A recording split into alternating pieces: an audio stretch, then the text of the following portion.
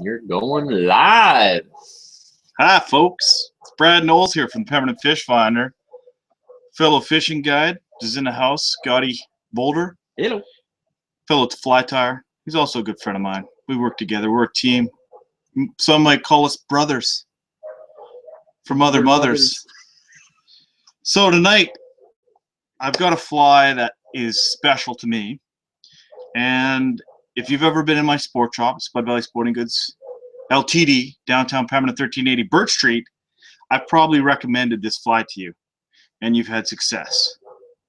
And if not, we're sharing the Mini Moto Minnow pattern with you tonight. The Mini Moto, I found, is a little bit better in the early season, before the salmon fries start getting a wee bit bigger. We go with the light stuff, and like the past tie that we just did, I don't like to weight minnow patterns. I want, especially the smaller ones, you want them to free flow. And if you need weight, what I usually do is I do the 4-finger rule, 4 inch between the fingers, and I space it out, and I'll put a split shot. And what I found is that the minnow patterns tend to chase that split shot around. It looks like it's trying to get it, trying to feed on it, but it also gives it a pretty awesome movement in the water, and fish find it irresistible. Anyhow, let's go down, Scotty. We're going to show people what the Mini Moto Minnow is. Say that one 10 times fast. It's a bit of a tongue twister. But this pattern right here, super fishy. What I did here is I got a really big pink collar.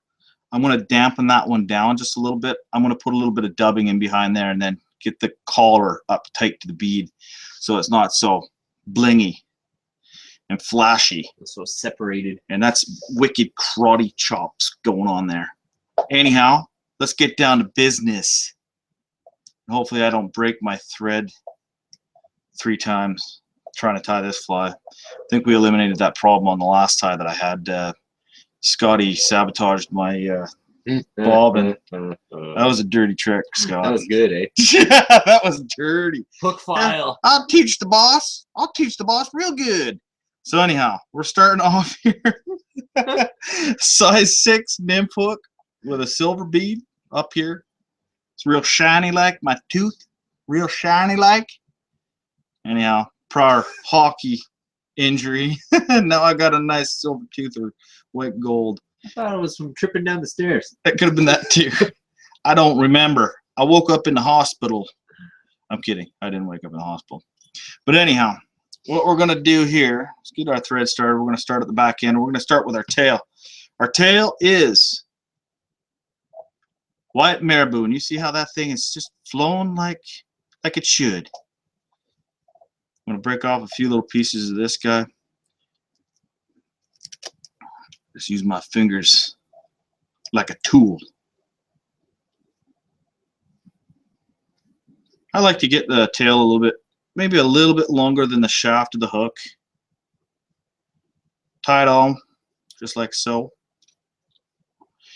And like the last fly, I don't like to waste Marabou, so I like to wrap it right up on the hook, and that fills in the body. Makes it purty like. There you go. So that fills the body. Some guys like to throw in a little bit of flash, crystal flash in the tail. I use the Senyo laser dubbing, and that gives you a lot of flash. And I like to brush it out, pick it out. But at this point, we're going to the Senyo laser dub. Can you read that? Nice and clear? It's good? There it is. Awesome. It's good stuff.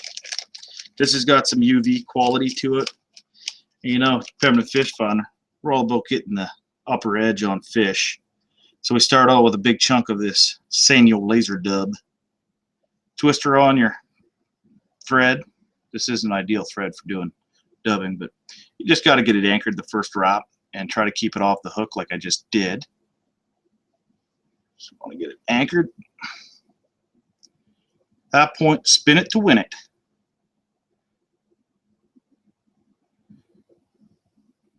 Going up the body.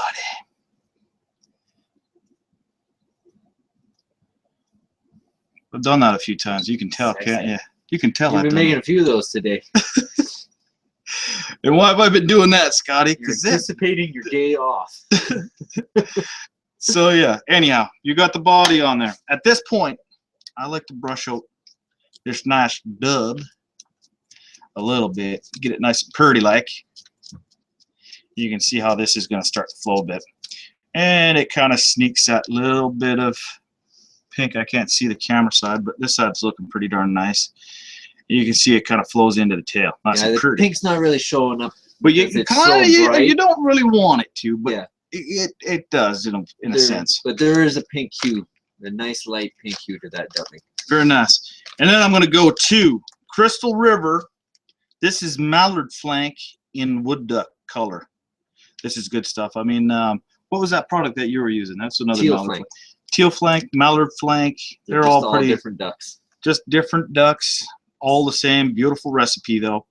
Anyhow, same thing. You got all this Mallard flank. I like to tie it in at the tip because I'm different than Scotty, and that's kind of what I've been told. Anyhow, I'm about 100 and some odd pounds heavier than him too, but the ladies don't mind. A little heavyweight, a little extra weight. Weird going on. That I do. That I do. So anyhow, I pull this feather up. I didn't prep any of this stuff because I want to show you guys that I do it in real time. I do it in real time. So there you go. You peel it back. Peeling it back. Come on, feather. Work for me, baby. When you got big, dumb fingers like mine, this fine little feather sometimes can be a pain in the butt. So there you go. I got my fingers all peeled up in there. Are you doing exposing the tip? Yeah, just try to get the tip out. But when you got a little big fat fingers, it's sometimes hard to find the tip. Anyhow, there you go. So we got that tip tied in there. I'm going to lock her down as good as I can. And then you see how I got this feather? It folds to the back. You want to keep that fold to the back so that it tries to lay down on the fly a bit more.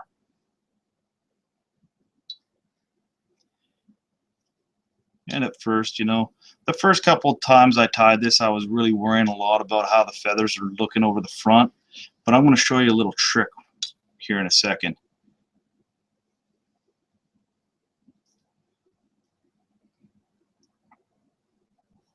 Just like so. Peel it back a little bit. Then you're going to bring your thread up over top. In behind as much of it as you can. Once or twice. Get in behind her. Once you got that thing sitting in there, I got my little chunk of Velcro strip on a piece of popsicle. And I'm not going to go crazy on it because I don't want to pull too much. I just want to pull a little bit of that Mallard flank out. There we go. At this point, you can get rid of the Mallard flank, butt end. Let's cut that sucker off. And try not to cut your thread off. Peel this all back. Back wrap. Like so. And at this point, I'm going to lay it down a little bit. And you're like, wow, you're sure making it pink at the head. Well, don't worry about the pink at the head. I'll show you what I'm talking about here in a half second. See how it's all starting to kind of come together here? And at this point, everything's kind of laying back over it. And it's starting to look really minnowy. You got the barred look. And then that little bit of stuff that I had left over that I've slipped off, I'm going to put it back on the thread. I'm going to put it up. And you don't need a lot. I'm just trying to cover up this thread that I got here because I don't want the collar to be 4 millimeters. I want it to be 2 millimeters. If that really made much sense. But Senyo is not working for me tonight. So there you go. You got the little bit of Senyo. I'm going to clean this little guy up. A little bit of tag stuck on there. And I'm going to get this right tight to the bead. I just want one little bit of hot pink. Pretty like hot pink. And then I'm going to take my whip finisher. I'm going to whip this thing. Whip it good. I'm going to whip it real good. Right behind that bead. tied off. Clipper clopper. And I'm going to take this little guy, Velcro stripper, and I'm just going to rough it up just a little bit. And that's going to help blend everything together to make it real minnow-like. And then you got that little hot spot sitting behind the bead. You got a little bit of flash sitting in there. And you don't want it all sitting nice and pretty like. You want it filling out a little bit. And that's what that mallard flank is all about. That gives you body. That gives you body. We're going to roll it over so you can see what my side looks like. Probably look, yeah, they look pretty consistent. But this pattern right here, the Mini Moto Minnow, fish find this thing irresistible. Just like its big brother, the Moto Minnow. Check them out. I'm not sure. Did we tie that fly yet? Moto Minnow? No. Oh, I don't think we have. so I guess next week I'm going to have to show you its big brother. Or my good friend Scotty Boulder, fly tying extraordinaire. He can show you what that pattern looks like next week. But anyhow, there it is. The Mini Moto Minnow. Deadly. And I'm going to use that next week. That was trickery. See, I was still looking downstairs while you were upstairs. I waited. You did. But my name is Brad Knowles, owner, professional guide at Pemberton Fish Finder. Check us out. We keep our website up to date. We've got a great fishing report. You'll see lots of nice rainbows, bull trout, salmon, steelhead, big gab. There's 5 Pacific salmon on there. We do a lot of fly fishing. We're just wrapping up our ice fishing season. We're fishing 365 a year. Anyhow, tight lines. Enjoy this pattern. It's dynamite, and cut it.